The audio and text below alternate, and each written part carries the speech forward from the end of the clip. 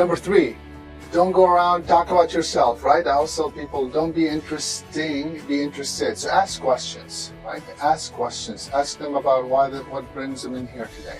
Ask questions about the weather. Ask questions about where their environment. Ask questions about if they've been in this event before. Have they attended something similar? Ask questions. Just ask any questions you want of that person. That's really part of the art of networking. Getting them engaged to speak about themselves. See, something we all know and we're really good at is we know ourselves. Not 100%, but we know ourselves probably more than anything else, right? So it's easy for me to speak about myself because I know myself, or at least I know a little bit of things about myself. The art of networking is also being able to ask questions, so therefore you're not asking them about things that they might not be aware of, is asking them about themselves, because it's easy for another person to speak about themselves. Much harder than it is to speak about camera specs if they don't know much about cameras, right? So think about that as you are networking. Think about what you could ask them. Ask them questions that allows them to feel comfortable. That's what I'm going to say. So number 3, ask questions that allow the person you're networking with to feel comfortable. Number 4, I want you to think about what I mentioned a little earlier, be interested. Be interested in what? Be interested in that, listening to their answers. Don't ask questions because you want to respond. You want to ask questions because you want to listen. You want to ask questions because you want to comprehend what they're saying. You want to ask questions so you can ask follow-up questions. How did you get here today? I drove. Cool. With someone, by yourself, follow-up questions, right? So you don't want to ask one question and be done. You want to ask questions and then build on another question. How do you do that? By being interested and by listening, right? So be interested in them and ask them more questions as a follow-up of the first question. So be interested. The way you show interest in the person is by listening, by comprehending, and then by following up with a question. At one point, of course, you don't want to make it look like you're the FBI and asking them question after question because you want to drill them. At one point, you want to give them a chance to either look around for someone else, or a chance for them to ask you a question, or a chance for you to say something in difference, so you could change the subject or shift gears.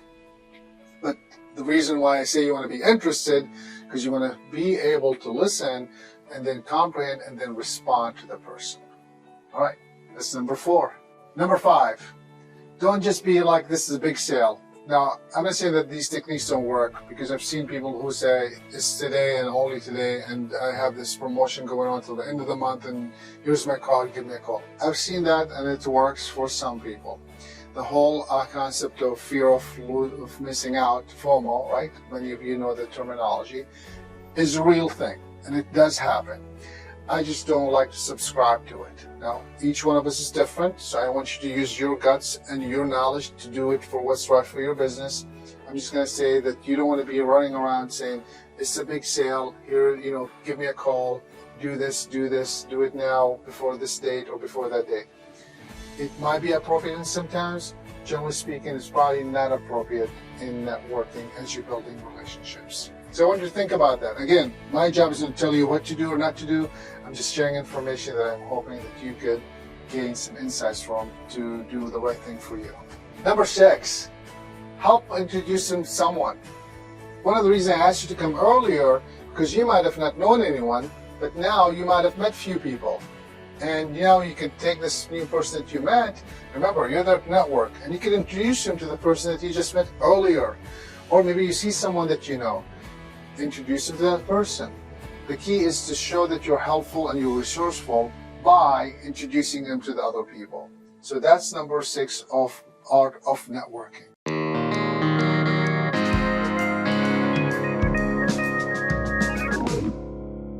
Number 7, one thing I've noticed is sometimes we all make this, by the way. I definitely have made this mistake before, and I'm sure that many of you listening today might have made it. Don't drop names. What I mean by that, don't drop certain names that makes you look like you know them, or you have connections, or you could do this for them. And the reason I say that, because if you drop names, it might make them feel that you're trying to show off or you're trying to impress on them. And I'm not saying that you shouldn't drop names when it's appropriate. There might be times when it's appropriate. If you're talking about something specific and they're mentioning something very specific to you, and you might be able to mention a name and not feel like you're just dropping names to drop names. You only want to talk about them and be interested in them and what they're doing, and let go of everything else that you are aware of and your network or your knowledge, right? It's all about them when you're networking, because you want to build a relationship with them, not with yourself. And the way you do that is by asking them and talking about them and asking them questions to speak about themselves that allows you then to comprehend what you could do or not do. If you feel that there's a connection that you and them know together, and mentioning that name might help them, go ahead and do that. But I'm just saying, in general, don't just drop names for the sake of dropping names.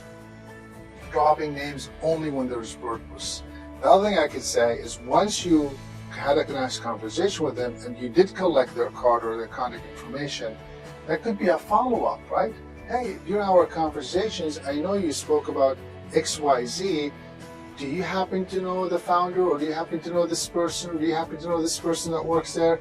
And that could be much more powerful and a reason to follow up than it is just to do a dropping name while you're talking to them. Number 8, ask for their card for the end, right? Don't walk away without asking for their card or for their contact. These days, I do LinkedIn, or I do Messenger, or I do, Instagram. They all have QR codes, and I just show them my phone, or they show me their phone, and I just take a picture or whatever, and then I'm connected with them that way.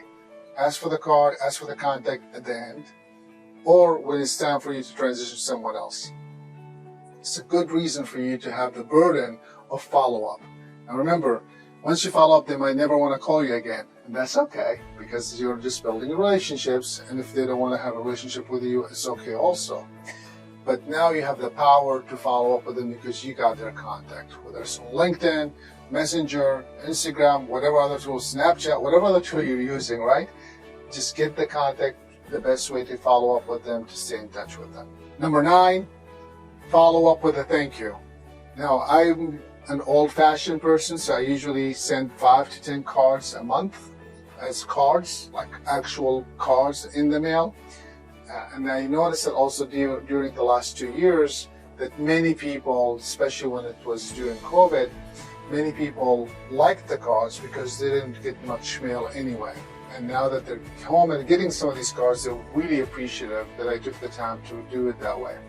You could do an email. I encourage you to occasionally just pick 1 or 2, and just do those occasionally here and there to keep the relationship in a different way beyond the email. I've also seen it in text. I've also seen it in Messenger. I've also seen it in videos. You can do whatever else any other way you want to. I'm just saying, just follow up with a card. Follow up with a note. It's important. Now, don't follow up just once. Follow up also occasionally to check on them, because it's all about building that relationship. The last thing I'm going to say, when you're not working, please don't let the past control your future. Meaning that if you were in transition and not working because you want to get a job, your past does not mean that the next job has to be something that you did in the past. It could be something completely different. If you're not working because you want to get a sale, or you want to connect with someone because you want to introduce your product or services, your past does not have to control what you sell them, or maybe it's a new product or new service. So I want you to think about, don't let the past control the future. If you had a bad experience not working before, doesn't mean that you're going to have a bad experience today. And the last thing I'm going to say, as you're not working, always remember, it's not about you when you're not working, it's about them. So find ways to be resourceful, find ways to be helpful, and find ways to be supportive for them. Thanks for joining The Art of Networking.